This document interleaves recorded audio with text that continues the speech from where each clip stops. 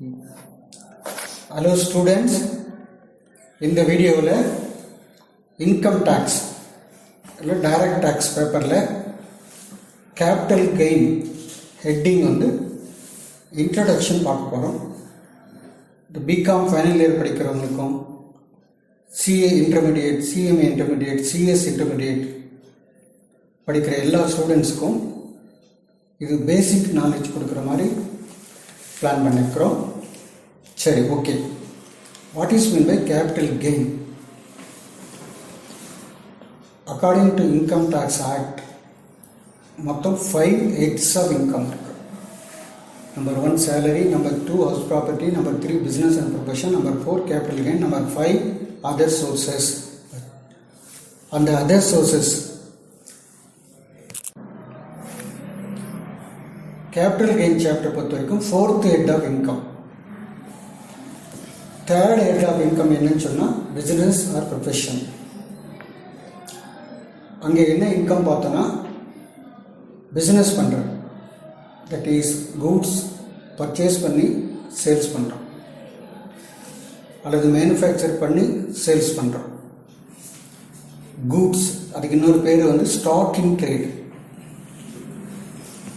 ஒரு பிஸ்னஸ் நார்மலாக என்ன டீல் பண்ணுறோமோ அந்த ஸ்டாக்கை நம்ம பர்ச்சேஸ் பண்ணி ப்ராஃபிட் மார்ஜின் வச்சு விற்கிறோம், அதுக்கு பேர் தான் பிஸ்னஸ். அதுலேருந்து வரக்கூடிய இன்கம் தான் இன்கம் ஃப்ரம் பிஸ்னஸ். அதுதான் நம்ம 3rd ஹெட்டிங்கில் டிஸ்கஸ் பண்ணோம், that is sale of goods. அதில் எவ்வளோ கெயின் வருது, ப்ராஃபிட் வருதுன்னு பார்த்தோம். இப்போ நம்ம பார்க்க போகிறது அங்கே ஒன்லி கூட்ஸ் மட்டும்தான் டிஸ்கஸ் பண்ணோம். இப்போ பார்க்குறது assets. Business and profession compute பண்ணும்போது நம்ம purchase of asset, sale of அசெட்லாம் கன்சிடர் பண்ண மாட்டோம்.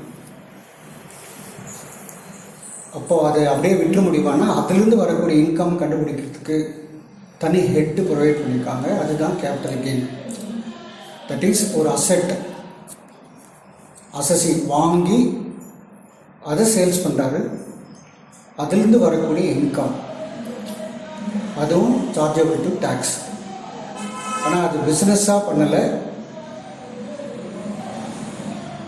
ரெகுலராகவும் பண்ணலை, கேஷுவலாக எப்பாவது ஒரு அசெட் வாங்கி அந்த அசெட்டை அவருக்கு தேவைப்படும் போது விற்கிறாங்க ஒரு அசஸின்னு சொன்னால் அதுலேருந்து வரக்கூடிய கெயின், அதோட பர்ச்சேஸ் ப்ரைஸ் எவ்வளோ, இப்போ செல்லிங் ப்ரைஸ் எவ்வளோ நாள் ஆச்சு வாங்கி, அந்த ஃபேக்டர்லாம் கன்சிடர் பண்ணி அந்த கெயினை வந்து நம்ம இந்த ப்ரீவியஸ் இயர் இன்கம்மை ட்ரீட் பண்ணணும்.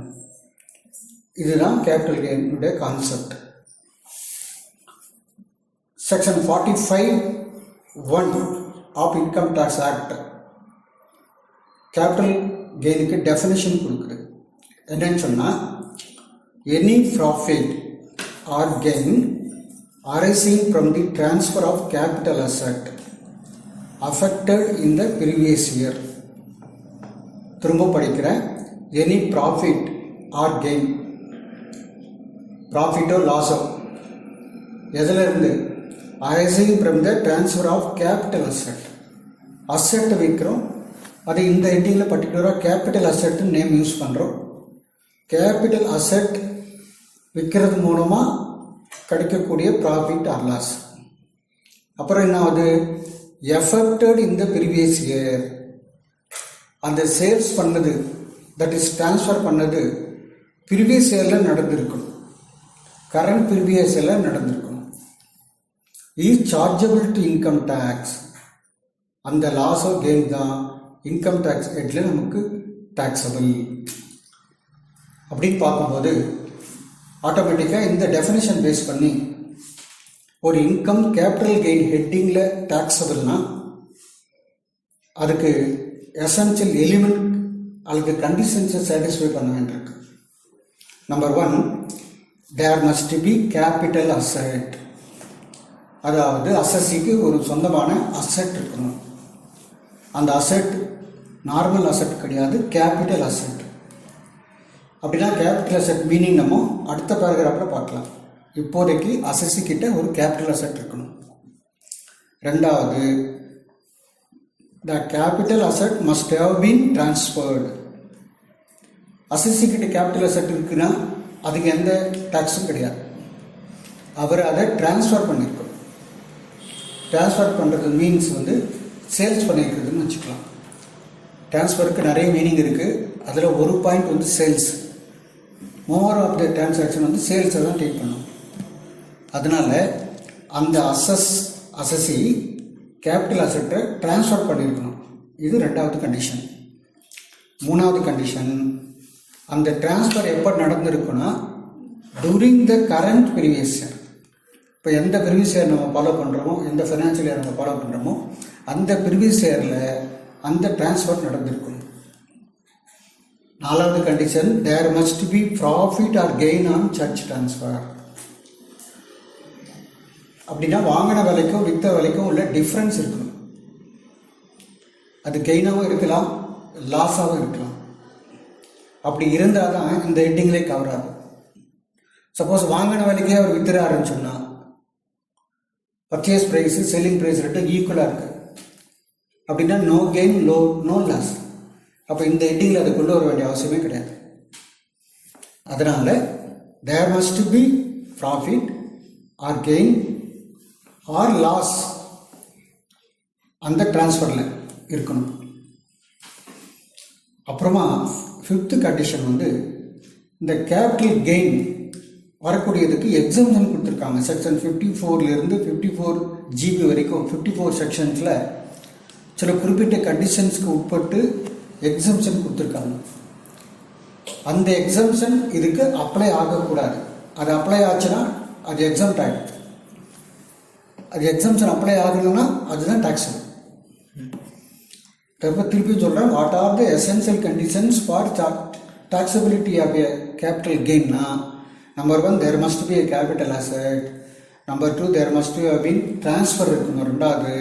மூணாவது அந்த டிரான்ஸ்ஃபர் ப்ரீவியஸ் இயரில் நடந்திருக்கணும், அதில் ப்ராஃபிட்டோ லாஸோ வந்திருக்கணும்.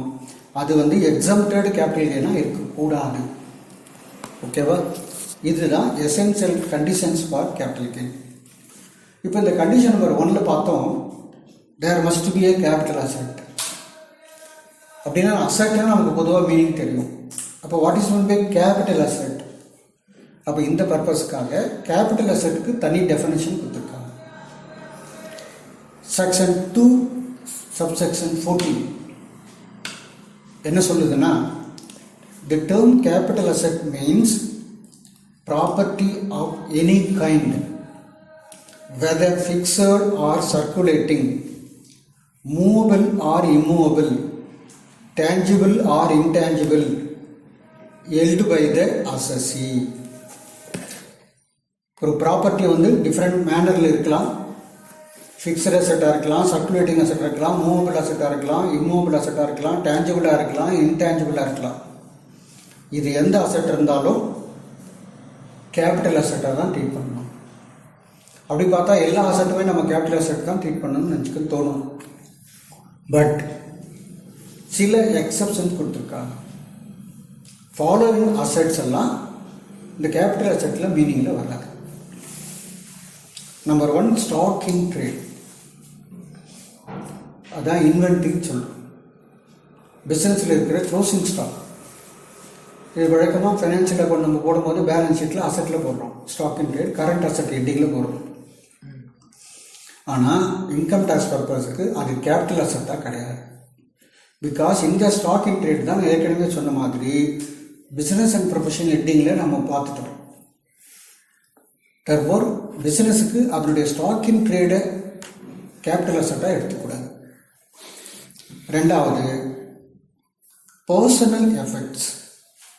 ஒரு அசஸி சில அசெட்ஸ் வந்து பர்சனலாக யூஸ் பண்ணுறாரு. ஃபார் எக்ஸாம்பிள், ஃபர்னிச்சர் இருக்குது, ஓன் கார் இருக்குது, மோட்டார் சைக்கிள் இருக்குது, ஆஃபீஸ் அப்ளையன்சஸ் இருக்குது, இந்த மாதிரி டிவி செட் இருக்குது. இந்த மாதிரியான assets used for personal purpose of the assessee. இதெல்லாம் கூட காஸ்ட்லி தான், இதெல்லாம் கூட அசெட் தான், பட் கேபிட்டல் அசெட் கிடையாது. பாதி purpose of income tax act. ஆனால் இந்த பர்சனல் அசெட்ஸ்ன்ற மீனிங்கில் ஜுவல்லரி வராது. நான் ஜுவல்லரி கூட நம்ம பர்சனல் யூஸ் பண்ணுறோம். அதுக்காக எவ்வளோன்னா ஜுவல்லரி நம்ம பர்சனல் யூஸ் பண்ணிக்கிட்டு நம்ம அதோட கேபிட்டல் கெயின்லேருந்து தப்பிச்சதுக்கு சான்ஸ் இருக்குது. அதனால் ஜுவல்லரி பர்சனல் யூஸ் பண்ணால் கூட அது எக்ஸப்ஷனில் வரல. அப்படின்னா என்ன அர்த்தம்னா ஜுவல்லரி வந்து கேபிட்டல் அசெட் மீனிங்கில் வருதுன்னு அர்த்தம். அதே மாதிரி ஆர்கியாலஜிக்கல் கலெக்ஷன்ஸ். ஆர்கியாலஜிக்கல் கலெக்ஷன்னா ஹிஸ்டாரிக்கல் மான்யூமெண்ட்ஸ், பழைய ஆர்டிஸ்டிக் ஒர்க், அந்த மாதிரி கலெக்ஷன் பண்ணி வச்சுருக்கோம். அதோட வேல்யூ சம்டைம்ஸ் இப்போ கோயில் சிலை, விக்கிரகம் அல்லது வந்து என்ன சொல்லுவாங்க ஃபோட்டோஸ், சிலை, என்ன சொல்லுங்க அதுக்கு பேர் சிற்பம். சிற்பம் அது மாதிரியானால நிறைய காஸ்ட்லியான அமௌண்ட் இருக்குது. பட் அதெல்லாம் நம்ம பர்சனல் அசெட்டாக வச்சுக்க முடியாது, அது கேபிட்டல் அசெட் மீனிங்கில் வருது. அதே மாதிரி டிராயிங்ஸ், பெயிண்டிங்ஸ், இது மாதிரியான ஒர்க், ஒருத்தர் இண்டிவிஜுவல் டேலண்ட் பேஸில் டிராயிங்ஸ் எக்ஸ்பர்ட்டாக இருக்காங்க, பெயிண்டிங்கில் எக்ஸ்பர்ட் இருக்காங்க, அதை வந்து அவங்களால விற்க முடியும் அப்படின்னு சொன்னால் அது அவங்க பர்சனல் யூஸ் பண்ணால் கூட அது கேபிட்டல் கெயினில், கேபிட்டல் அசெட்டில் மீனிங்கில் வருது. ஓகே, புரியுதாது? புரியுது. அப்போது பர்சனல் எஃபெக்ட்ஸில், பர்சனல் அசெட்ஸில் நார்மலாக யூஸ் பண்ணக்கூடியது பர்சனல் அசெட்ஸ் நம்ம அது வந்து கேபிட்டல் அசெட் மீனிங்கில் வரல. ஆனால் அதுக்கு எக்ஸப்ஷன்ஸ் வந்து ஜுவல்லரி, ஆர்கியாலஜிக்கல் கலெக்ஷன்ஸ், இது மாதிரி காஸ்ட்லி திங்ஸ் எல்லாம் பர்சனல் பர்பஸ் யூஸ் பண்ணியிருந்தா கூட அது நம்ம கேபிட்டல் அசெட்டாக ட்ரீட் பண்ணணும். ஓகே, ரெண்டாவது agricultural land. It's very important. அதுவும் rural agriculture. India is agriculture based country. Agriculture சம்மந்தப்பட்ட எல்லாமே exempt. Agriculture income totally exempt under section 10ல். இப்போ அந்த அக்ரிகல்ச்சர் லேண்டை சப்போஸ் ஒரு விவசாயி விற்கிறாரு, அதில் லாபம் வருதுன்னு சொன்னால் அந்த லாபம் கூட இவருக்கு டேக்ஸ் கிடையாது. இது வந்து விவசாயத்தை சப்போர்ட் பண்ணணும், என்கரேஜ் பண்ணுறதுக்காக எனி அக்ரிகல்ச்சரல் லேண்ட். இதில் ஒரு கொஷின் வருது, அக்ரிகல்ச்சர் லேண்ட்லாம் எங்கே, எப்படி, அதுக்கு என்ன மீனிங் இருக்குது? நிறைய பெருசாக மீனிங் இருக்குது. ரூரல் அக்ரிகல்ச்சர் லேண்ட், இதுக்காக வந்து ஒரு டவுன் அக்ரிகல்ச்சர் லேண்டு டவுன் லிமிட்டில் இருந்தால் அது வந்து ரூரல் அக்ரிகல்ச்சர் லேண்ட் கிடையாது. அது ஒரு ஸ்பெசிஃபிக் இன்ஃபர்மேஷன் கொடுத்துருக்காங்க. Any town or municipality population 10,000 அதுக்கு மேலே இருந்தால் அதுக்கு பேர் டவுன். அந்த டவுனோட லோக்கல் லிமிட்ஸில் நம்ம முனிசிபல் எல்லைன்னு சொல்லுவோம், அதுக்குள்ளே இருந்தால் அந்த லேண்ட் வந்து அதாவது ரூரல் அக்ரிகல்ச்சர் லேண்ட் கிடையாது. அப்போது அது அர்பன் சொல்லலாம், அர்பன் அக்ரிகல்ச்சர் லேண்ட். இங்கே நம்முடைய கேபிட்டல் அசெட் மீனிங்கில் ரூரல் அக்ரிகல்ச்சர் லேண்ட் வந்து not included in the meaning of capital asset. Okay, next gold bonds. Government, central government வந்து அப்பப்போ வந்து நேஷ்னல் இன்வெஸ்ட்மெண்ட்டுக்காக, நேஷ்னல் ஃபண்டுக்காக பப்ளிக் வந்து பாண்ட்ஸ் இஷ்யூ பண்ணுவாங்க. 5 years, 10 years, 6 years. கோல்டு பாண்ட்ஸுங்கிறது கோல்டு நம்ம வந்து கவர்மெண்ட்டுக்கு டெபாசிட் பண்ணோம்னா அவங்க ஒரு பாண்ட்ஸ் கொடுப்பாங்க, அதுக்கு இன்கம் கொடுப்பாங்க. அதே மாதிரி வந்து gold deposit bonds, special bearer bonds, these are the bonds issued by the government. Government ஃபண்டுக்காக ரைஸ் பண்ணுறதுக்காக பப்ளிக்கு விற்று டெபாசிட் வாங்கி அதுக்கு இன்ட்ரெஸ்ட் கொடுப்பாங்க. இதெல்லாம் ஒரு அசஸுக்கு வந்து அசெட், இன்வெஸ்ட்மெண்ட்டுன்னு சொல்லுவோம். நம்ம பேலன்ஸ் ஷீட் ப்ரிப்பேர் பண்ணும்போது எங்கே போடுவோம்னா investment in gold bonds, investment in special bearer bonds, investment in gold deposit bonds அப்படின்றது அசெட். அந்த அசெட்டை நம்ம கேபிட்டல் அசெட் மீனிங்கில் வரல. டெர்ஃபோர் இது மாதிரியான கவர்மெண்ட் செக்யூரிட்டிஸ், கவர்மெண்ட் பாண்ட்ஸை நம்ம சேல்ஸ் பண்ணால் வரக்கூடிய கெயின் நாட் டாக்ஸபிள்னு அர்த்தம். அதனால இந்த பாண்ட்ஸை நிறைய பேர் இன்வெஸ்ட் பண்ணணும், அதை என்கரேஜ் பண்ணணுன்றதுக்காக இதுக்கு எக்ஸம்ஷன் கொடுத்துருக்காங்க. அப்போ இது வரைக்கும் என்ன பார்த்துருக்கோன்னா கேபிட்டல் அசெட் மீனிங் பொதுவாக எல்லா கேபிட்டல் அசெட்டும், திரும்ப ஒரு தடவை ரிப்பீட் பண்ணுறேன், any capital asset of any kind, அந்த வேர்டிங் யூஸ் பண்ணிக்கணும். Whether fixed or circulating, whether movable or immovable, whether tangible or intangible, except stock in trade, personal assets, rural agricultural land, gold bonds, special bearer bonds, gold deposit bonds. இதுதான் meaning of capital asset. இது கம்பல்சரியாக ஒரு important question concept. Okay, next நம்ம capital gain charge பண்ணுறதுக்கு முன்னாடி அந்த capital asset 2 டைப்ஸாக பிரிக்கிறோம். Short term capital asset, long term capital asset. ஏன்னா tax rate, income tax rate short டேர்முக்கு ஒரு மாதிரி இருக்குது, லாங் டேர்ம் ஒரு மாதிரி இருக்குது.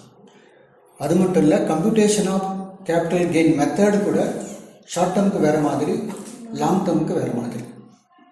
ஸோ ஃபஸ்ட்டு நம்ம ஒரு அசெட்டுக்கு கேபிட்டல் கெயின் கண்டுபிடிக்கிறதுக்கு முன்னாடி அது ஷார்ட் டேர்ம் அசெட்டா லாங் டேர்ம் அசெட்டான்னு பார்க்கணும்.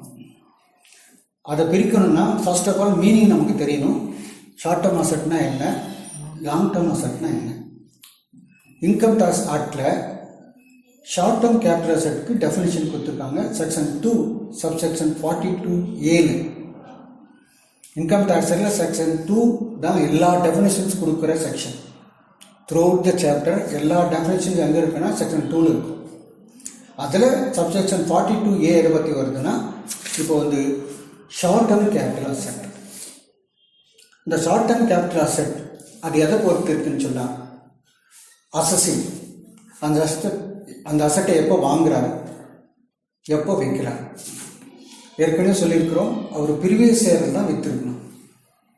அப்போ வாங்கினது அந்த முந்தின ப்ரீவியஸ் இயர் இருக்கலாம், இல்லை இந்த ப்ரீவியஸ் இயரில் கூட 1 மாதம் முன்னாடி 2 மாதம் முன்னாடி இருக்கலாம், இல்லை 1 வருஷம் முன்னாடி இருக்கலாம், இல்லை 5 இயர்ஸ் முன்னாடி இருக்கலாம், இல்லை 20 வருஷத்துக்கு முன்னாடி கூட இருக்கலாம். அப்போ எப்போனா வாங்கிக்கலாம். அப்போ வாங்கின டேட் தென் இப்போ விற்கிற டேட், இதை கம்பேர் பண்ணி எவ்வளோ டிஃப்ரென்ஸ் இருக்கோ அதை பொறுத்து தான் அது ஷார்ட் டேர்மாக லாங் டேர்மாக டிசைட் பண்ணுறோம். இந்த பர்பஸ்க்கு அசெட்ஸ், ஓவரால் கேபிட்டல் அசெட் நம்ம மீனிங் பார்த்துட்டோம். அந்த கேபிட்டல் அசெட்டை வந்து 3ஆக பிரிச்சிருக்காங்க. For the purpose of determining the nature of capital asset, the assets are classified into 3 categories. First asset நான் சொல்கிறேன், ஷேர்ஸ், டிபெஞ்சர்ஸ், பாண்ட்ஸ், யூனிட்ஸ்.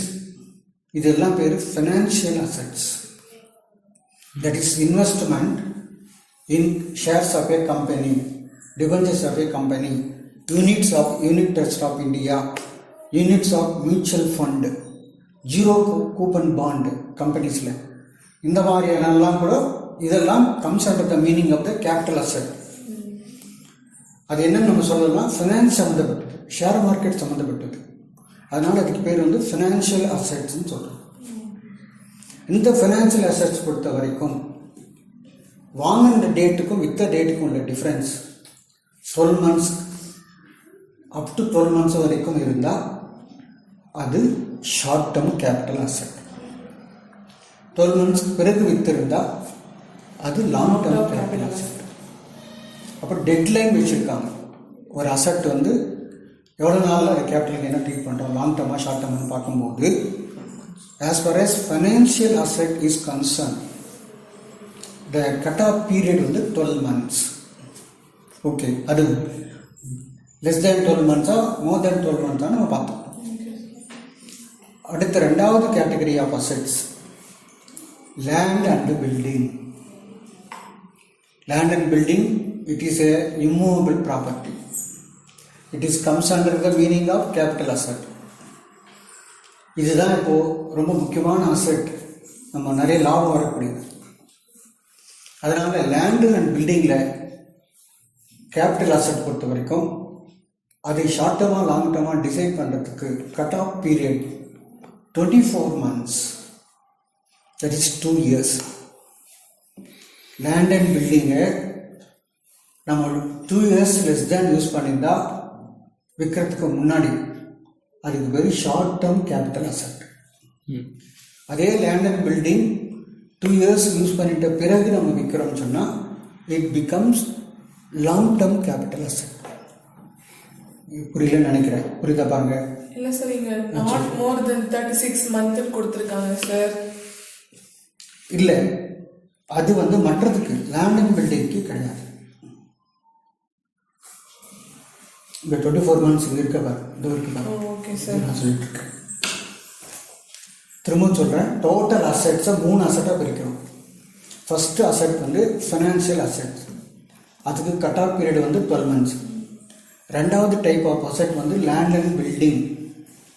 இந்த லேண்ட் அண்ட் பில்டிங்கில் மட்டும் இல்லை, இந்த ஃபைனான்ஷியல் அசெட்டில் ஷேர்ஸில் வந்து 2 டைப்ஸ் இருக்குது. நீங்கள் ஞாபகம் வச்சுக்கணும். லிஸ்டட் ஷேர்ஸ், அன்லிஸ்டட் ஷேர்ஸ்னு இருக்குது. ஒரு கம்பெனியோட ஷேர்ஸ் வந்து ஸ்டாக் எக்ஸ்சேஞ்சில் ரெகக்னைஸ் பண்ணியிருந்தா, லிஸ்ட் பண்ணியிருந்தால் அதுக்கு ஒரு லிஸ்டட் ஷேர்ஸ்.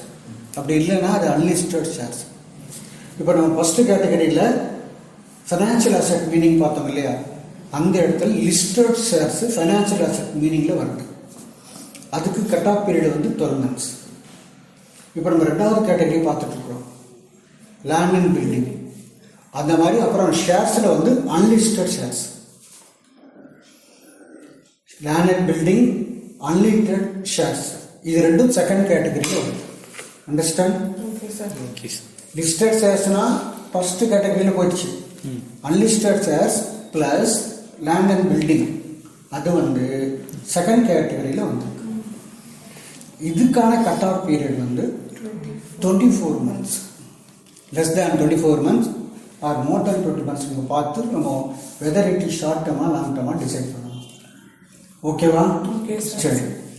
அப்போ கேபிட்டல் அசெட்டில் ரிமைனிங் கேபிட்டல் அசெட், ரிமைனிங்னா அதுக்கு லிஸ்ட்டு தர முடியாது. ஃபைனான்சியல் அசெட் தவிர, land and building, listed shares தவிர மீதி இருக்கிற any asset, for example motor car, jewellery, plant and machinery, இது மாதிரியான பில்டிங்ஸ், இது மாதிரியான அசெட்ஸ், எல்லா அசெட்டுக்கும் அதுக்கு கட் ஆஃப் பீரியட் வந்து 36 months. பர்ச்சேஸ் பண்ண டேட்டும் சேல்ஸ் பண்ண டேட்டுக்கும் உள்ள டிஃப்ரென்ஸ் நாட் மோர் தேன் 36 monthsனா it is treated as a short term capital asset. It exceed 36 monthsனா அது becomes long term capital asset. So for இந்த லெக்சரினுடைய கன்க்ளூட் பண்ணுறதுக்கு முன்னாடி என்னென்ன டிஸ்கஸ் பண்ணியிருக்குன்னு ஒரு தடவை ரிவ்யூ பண்ணுறேன். First, what is meaning of capital gain? அது கேபிட்டல் அசெட் ட்ரான்ஸ்ஃபர் பண்ணி வரக்கூடிய கெயினுக்கு பேர் தான் கேபிட்டல் கெயின் சொல்லியிருக்காங்க. What are the conditions for taxability of capital gain? அது ரெண்டாவது கொஸ்டின். மூணாவது question, what is mean by capital asset? அதிலே what are the asset not comes under the meaning of capital asset? That is இப்படி கூட கேட்கலாம், exception to the meaning of capital asset. அதுக்கடுத்தது types of capital, short term capital asset, long term capital asset. அது எப்படி classify பண்ணுறதுன்னா, அதுக்கு total அசெட்ஸை 3 கேட்டகரியாக பிரிச்சிருக்கிறோம். சில அசெட்ஸ்க்கு 12 months, சில அசெட்ஸ்க்கு 24 months, சில அசெட்ஸ்க்கு வந்து 36 months. இதை பேஸ் பண்ணி பிரிச்சிருக்கோம். இந்த வீடியோவில் கேபிட்டல் கெயின் கண்டுபிடிக்கிறதுக்கும் ரெலவெண்ட்டான பேசிக் தியரி டிஸ்கஸ் பண்ணியிருக்கிறோம். இது உங்களுக்கு புரிஞ்சிருக்குன்னு நினைக்கிறேன். அடுத்த வீடியோவில் how to compute capital gain. இப்போ 2 டைப்பாக பிரிச்சிருக்கிறோம், ஷார்ட் டேர்ம், லாங் டேர்ம். சொன்னால் கேபிட்டல் கெயின் கண்டுபிடிக்கிறதுக்கு மெத்தட் என்ன, அது அடுத்த வீடியோஸில் பார்த்துக்கலாம். ஓகே, இப்போ இது புரிஞ்சிருக்குன்னு நினைக்கிறேன். ஏதாவது டவுட் இருந்தால் கேளுங்க. கேளுங்க, டவுட் கேளுங்க. எந்த டவுட்டும் இல்லை சார், தெளிவாக புரிஞ்சிடுச்சு. கிளியராக புரிஞ்சிச்சா? புரிஞ்சிடுச்சு sir. Okay, let us conclude this video. Okay, thank you.